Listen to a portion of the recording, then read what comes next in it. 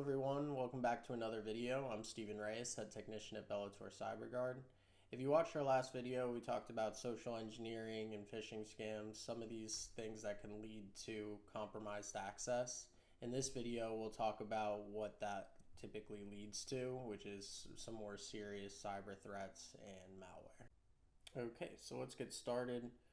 First, we'll talk about ransomware. So ransomware is essentially malware that will hold your data for ransom. So the malware gets deployed, all of your data on your device gets encrypted, all the little desktop icons, all the folders on your computer will be entirely encrypted, and you'll typically just see a message with instructions on how to pay the ransom for that to then receive the decryption key and unencrypt your data.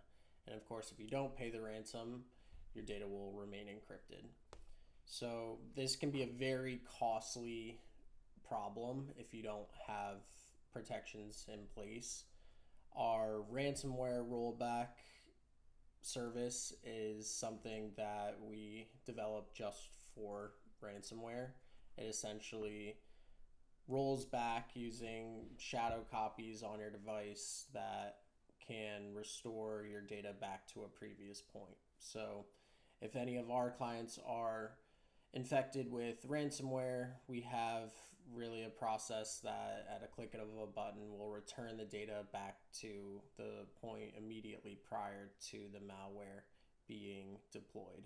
So unless you have something like this or a complete backup, your data may be at lost, or you'll have to pay a large sum to restore that data.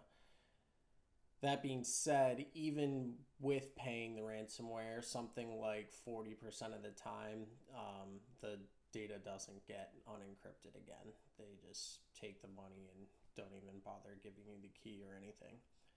So either having some sort of ransomware rollback process like we have, or that we provide, or a backup in place of all of your data is very important.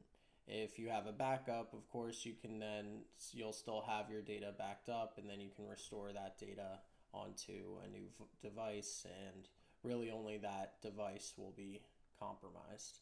You won't really be able to restore the data to the same device. That device will be pretty much useless at that point, and you'll have to install the data that was on that device that's hopefully all backed up onto a new device.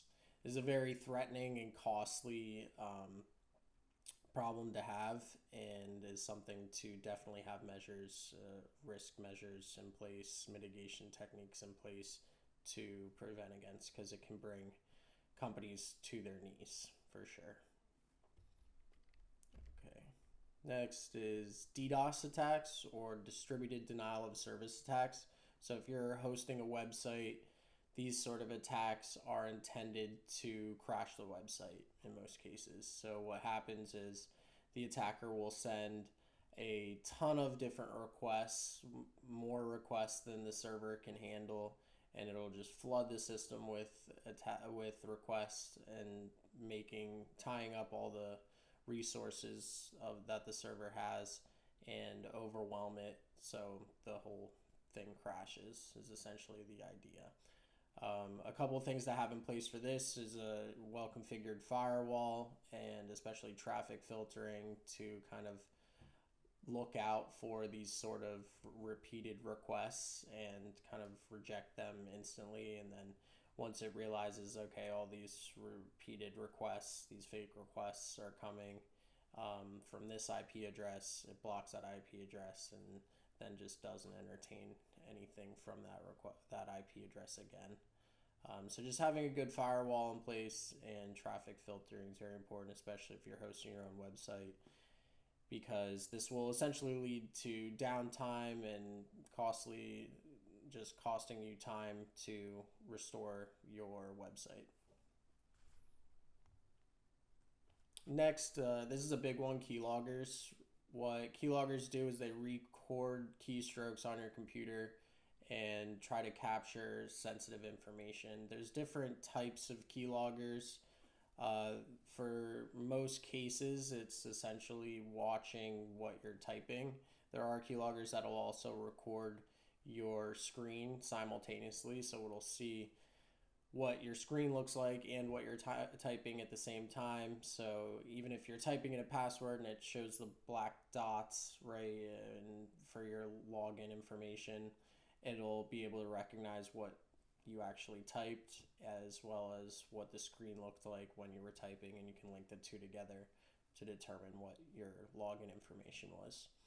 It's important to have EDR and antivirus software in place. So a little bit about antivirus and EDR. Antivirus typically is referred to legacy antivirus, so like McAfee and stuff like that, that have a library of known viruses and signatures to reject. So if there's a known keylogger virus out there that is recognized by the antivirus, if you have the antivirus, it won't allow the keylogger to activate on your computer. In addition to that, EDR and MDR work a little differently in that they don't rely on this known library. So if it's a customized malware, custom written malware for that isn't a part of the library, that custom malware will deploy on the device with antivirus because it's not part of that known library. It's not one of the signatures that the antivirus is aware of. In this case, you would need something like EDR or MDR to recognize that there's this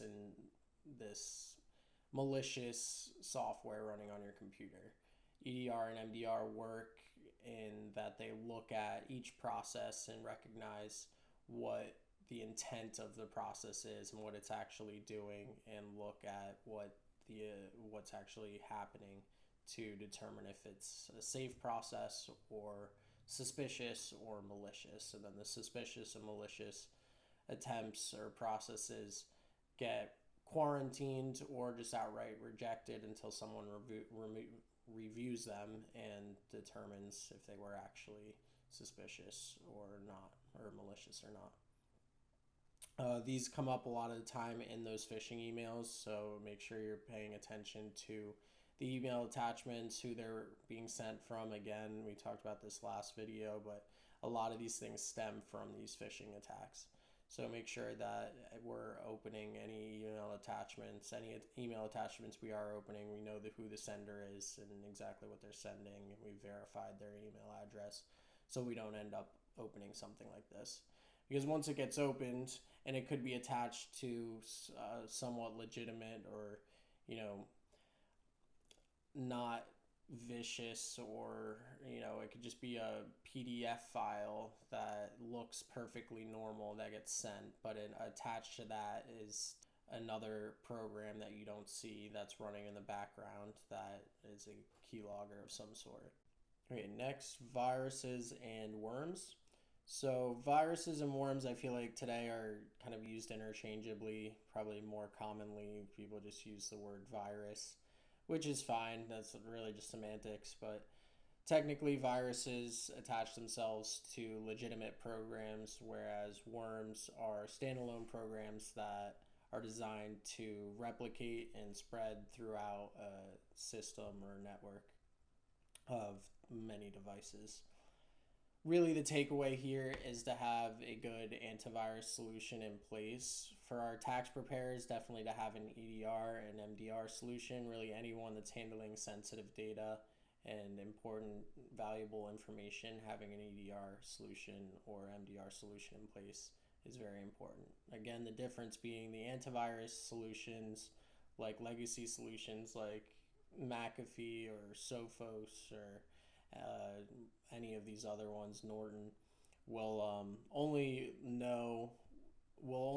rely on the library of known signatures, known viruses that are already out there, and they're well known as malicious programs, and that will be all they recognize. Whereas the EDR and MDR solutions don't really care too much about that library.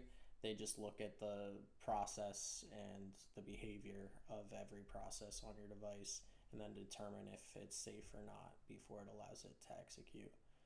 It does all of this in real time, so the EDR solutions and MDR solutions aren't really, you won't notice them. It's not like they slow down your computer or anything checking all these processes. It's all done in real time, but it'll monitor everything so that you'll be unable to execute anything that gets flagged as malicious, right?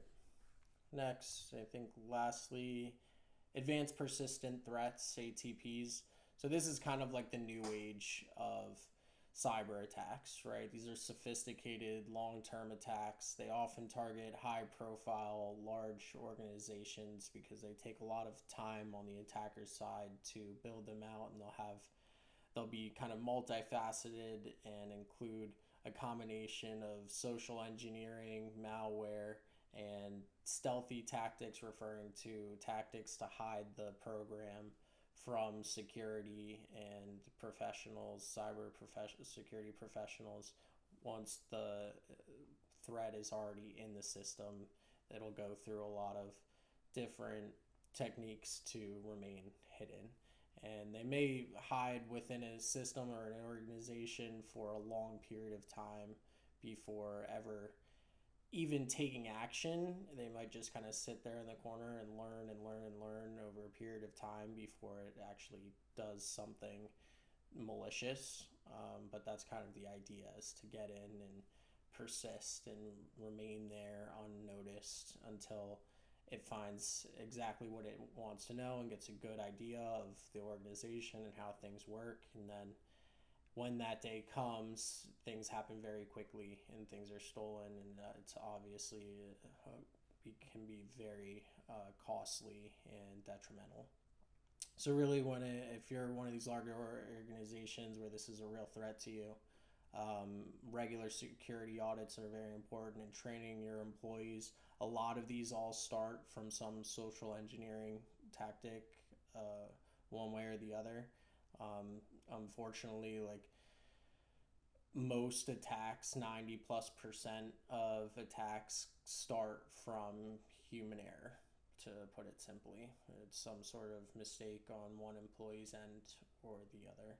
Having strong access controls, so using things like T2FA and having strong ways of accessing the organization's sensitive data. And lastly, using things like EDR and MDR, having sophisticated antivirus like we've talked about before. But okay, that's everything for this video. I left a link for the other video if you haven't seen it previously, the previous video about social engineering and kind of the precursor to a lot of these attacks and what happens there, the social engineering tactics like phishing and spear phishing. So thank you for watching and have a great rest of your day.